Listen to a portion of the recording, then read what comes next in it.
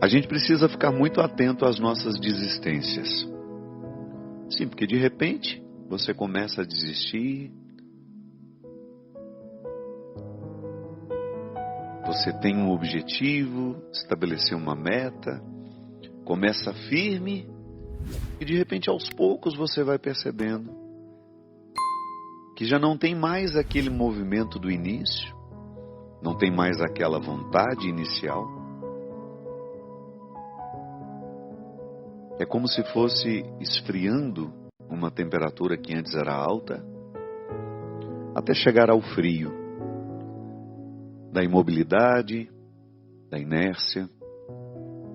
Todos nós enfrentamos o mesmo conflito.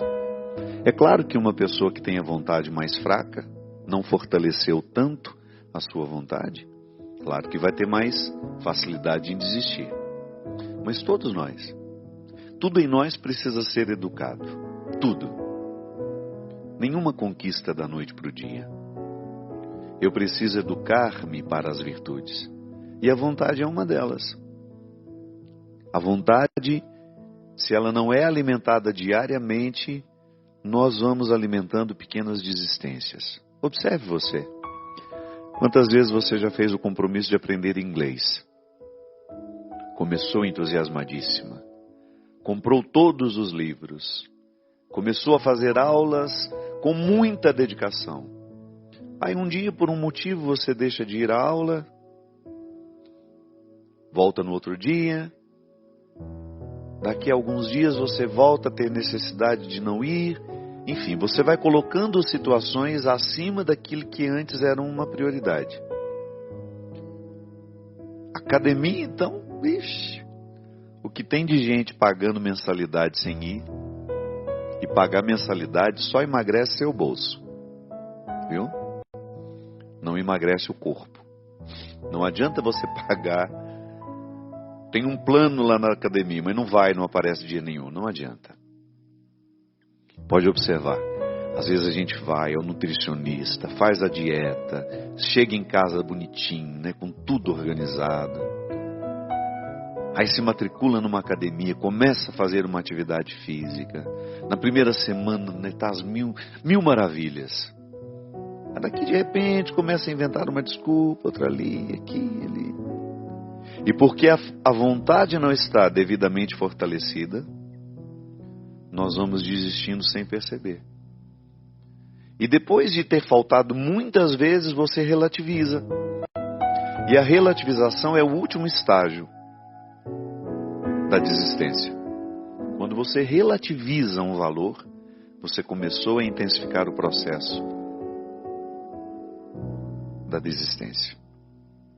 Minha gente, nós somos todos iguais. Se nós sentássemos aqui agora e cada um falássemos do que a gente se propõe e não faz, então não se sinta o pior ser humano do mundo. Nós somos também parecidos com você. Pode ser que você esteja desistindo em outras áreas diferentes das minhas. O fato é que todo santo dia você corre o risco de desistir de projetos importantes, inclusive a vida. Se a gente não fica atento, a gente começa a desistir da vida. A gente vai se entregando a processos de autodestruição. Já cansamos de falar aqui. Esses processos de autodestruição estão muito associados às nossas mágoas, aos nossos ressentimentos, àquilo que nós alimentamos sob o formato de fracasso. Vamos perdendo a vontade. A vontade vai ficando cada vez mais fragilizada, sem protagonismo, e de repente estamos ali, aparentemente vivos, mas sem nenhuma vida dentro de nós. O que nos mantém vivos são os projetos. Ainda hoje eu conversava com um amigo meu, o Billy, lá de Petrópolis, a Silvia, a esposa dele, e eu perguntei para eles, mas vocês já não aposentaram, gente? Eles trabalhando 10 horas por dia. Eu tinha escutado há um tempo que vocês já queriam dar uma parada. E a Silvia muito sabiamente respondeu, mas se a gente parar, a gente morre. Eu não sou assim. Eu posso parar que eu não morro. Tenho uma facilidade imensa de lidar com o ócio. Tenho uma facilidade imensa de não ter o que fazer. Que quando eu não tenho o que fazer, eu me ocupo com aquilo que eu quero fazer. Quantas vezes eu gastei longos anos da minha vida com muitas obrigações. Não estou dizendo que a gente não tem de ter obrigações. Temos de ter, sim. Não há possibilidade de vivermos e edificarmos projetos se a gente não vive as obrigações que são desagradáveis. Agora, o desagradável precisa estar unido àquilo que eu quero para a minha vida. Viver o desagradável sem que aquilo me edifique, aí é morte.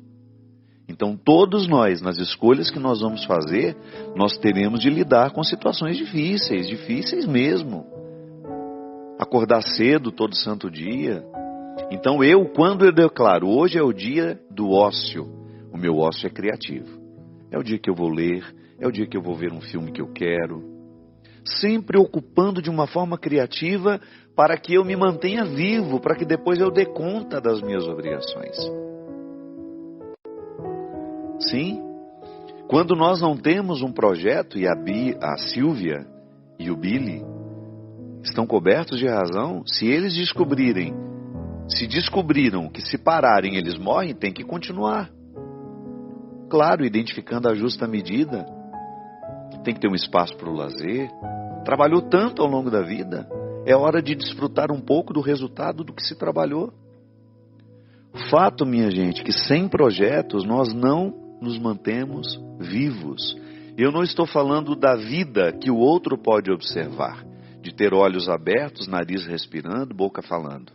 Não, eu estou falando da vida interior, que é essa que brilha nos nossos olhos quando está sendo bem vivida. O brilho nos olhos, essa satisfação que nós demonstramos com o nosso rosto. Tudo isso é resultado de uma vida interior sendo cultivada. Se nós não temos o cultivo da vida interior, não expressaremos vida quando falarmos, quando olharmos, quando pensarmos. Sim, esse é o desafio diário, de você observar onde é que você está desistindo, do que você está desistindo.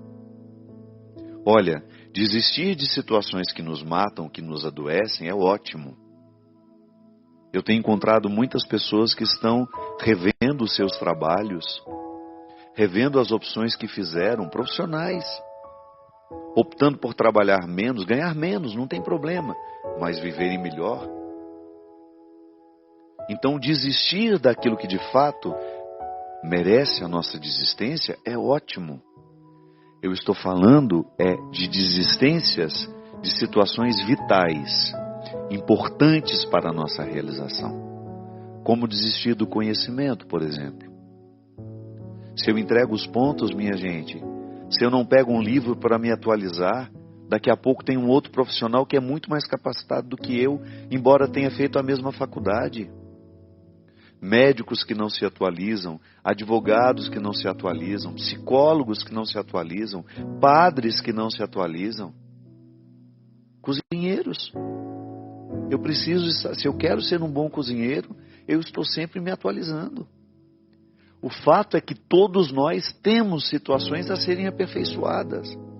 Embora nós estejamos fazendo um discurso para todos, no momento em que eu falo, eu lhe convido a pensar nas suas situações particulares, nos empenhos que você precisa viver diariamente para desenvolver esta ou aquela área da sua vida, para que o todo que você é tenha brilho nos olhos.